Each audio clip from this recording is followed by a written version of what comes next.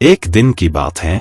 ठंड का समय था, घना कोहरा छाया था। सारे लोग जल्दी कार्यालय का काम खत्म करके घर की तरफ निकल रहे थे। नाना जी उस समय के बड़े अधिकारियों में से एक थे। वे उस समय के उच्च वर्ग के लोगों में एक अमीन का काम करते थे। रोज की तरह ही उस दिन काम खत्म होने के बाद घर के लिए अपनी गाड़ी से रवाना होने लगे। रास्ते में उन्हें हाट से कुछ सामान भी लेना था, तो वे और साथियों से अलग हो गए। उन्होंने घर की कुछ जरूरत के सामान लिए और गाड़ी आगे बढ़ा दी। आगे जाने पर उन्हें कुछ मछली बाजार दिखा और वे मछली खरीदने के लिए रुक गए। ताजी मछलियां लेने और देखने में टाइम ज्यादा ही गुजर गया। उनकी जब अपनी घड़ी पर नजर गई तो उन्हें आभास हुआ कि आज तो घर जाने में बहुत देर हो जाएगी और ये सब लेकर घर पहुंचने में काफी समय लग जाएगा। फिर यही सब सोचकर उन्होंने सोचा कि क्यों ना जंगल के रास्ते से निकला जाए तो जल्दी पहुंच जाऊंगा। तो उन्होंने अपना रास्ता बदला और जंगल की तरफ अपनी गाड़ी को घुमा लिया। समय 11 बज चुका था। गाड़ी तेज रफ्तार से आगे बढ़ रहा था, तभी अचानक तेज ब्रेक के साथ गाड़ी को रोकना पड़ा। उनकी गाड़ी के आगे एक औरत जोर से रो रही थी। उन्होंने सोचा इस वीराने में ये औरत क्या कर रही है। उन्हें लगा कि कोई मजदूर की पत्नी होगी जो नाराज होकर घर छोड़कर जंगल में भाग आई है। तो उन्होंने उससे पूछा कि यहाँ जंगल में तुम क्या कर रही हो, लेकिन उसने कोई जवाब न देकर और जोर से रोने लगी। सारे जंगल में उसकी हूं सी सिसकियां गूंज रही थी। फिर नाना जी ने पूछा तुम्हारा घर कहाँ है, लेकिन वो कुछ भी ना बोली।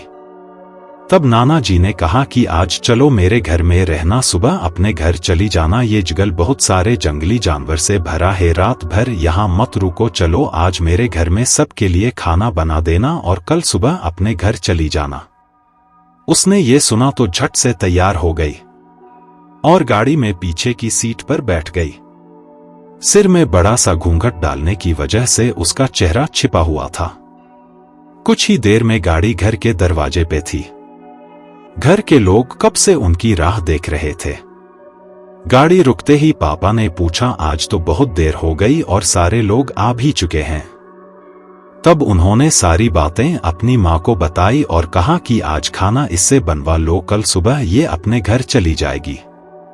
इतनी रात को बेचारी जंगल में कहाँ भटकती, इसलिए मैं ले आया। पर पापा को कुछ संदेह हो रहा था कि कहीं चोर तो नहीं है, रात को सोने के बाद या खाना बनाते समय कहीं घर के सामान ही चुरा कर ना ले जाए। पर बेटे की बात को कैसे माना करती। उन्होंने उस औरत को कहा देखो आज तो मैं रख ले रही हूं, लेकिन कल सुबह होते ही यहां से चली जाना और जाओ रसोई में ये सामान उठाकर ले जाओ और खाना बना दो। उसने फिर से जवाब नहीं दिया, बस हूं की आवाज बाहर आई और वो सारा सामान लेकर मां के पीछे बहुत दूर चल दी। रसोई में सारा सामान रखवा कर माताजी ने उसे खाना जल्दी बनाने की सख्त हिदायत दी और वहां से चली गई। लेकिन उनका मन कुछ परेशान सा था। फिर 10 मिनट में रसोरे में उसे देखने चली गई कि वो क्या कर रही है और उसका चेहरा भी देखना चाहती थी। लेकिन वहां पहुंची तो देखा कि वो मछलियों का थैला निकल रही थी।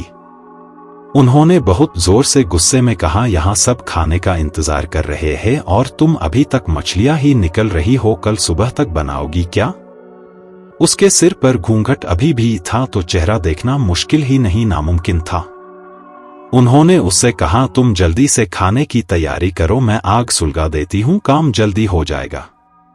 और वे जल्दी से चूल्हा जलाने की तैयारियां करने लगी। लेकिन साथ ही वो उसका चेहरा देखने की भी कोशिश कर रही थी। लेकिन वो जितना देखने की कोशिश करती वो और पल्लू खींच लेती। अंत में हार कर वे बोली देखो मैंने आग सुलगा दी है, अब आगे सारा काम कर लो, कुछ जरूरत हो तो बुला लेना। लेकिन वो फिर कुछ नहीं बोली। अब उन्हें लगा कि यहां से जाने में ही ठीक है, वरना मेरा भी समय खराब होगा और हो सकता है अनजान लोगों से डर रही हो। ये सब सोचकर उन्होंने उसे कहा कि मैं आ रही हूं, जल्दी से खाना बनाकर रखना, और वहां से निकल गई। मन अभी तक परेशान ही था। कभी अपने कमरे, कभी बच्चों के, कभी बाहर सबको देख रही थी, कहीं कुछ अनहोनी ना हो जाए। 1 मिनट भी आराम से नहीं बैठ पाई। अभी 5 मिनट ही हुए थे, पर उनके लिए वो घड़ी पहाड़ सी हो रही थी। समय बीत ही नहीं रहा था। 8 मिनट बड़ी मुश्किल से गुजरे और वे तुरंत ही कुछ सोचकर रसोई की तरफ दौड़ी।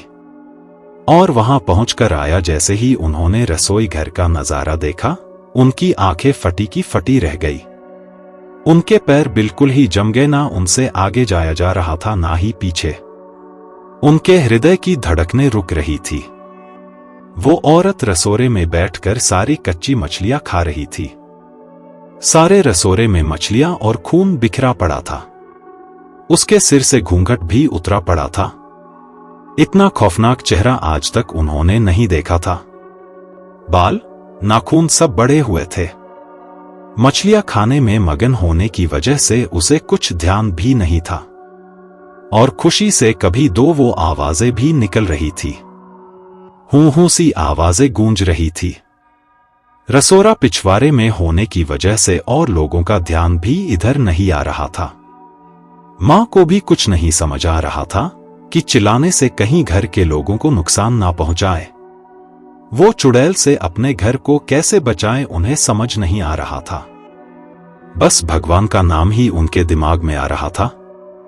अचानक वे आगे बढ़ने लगी उसकी तरफ, और झट से एक थाल लिया और चूल्हे की तरफ दौड़ी।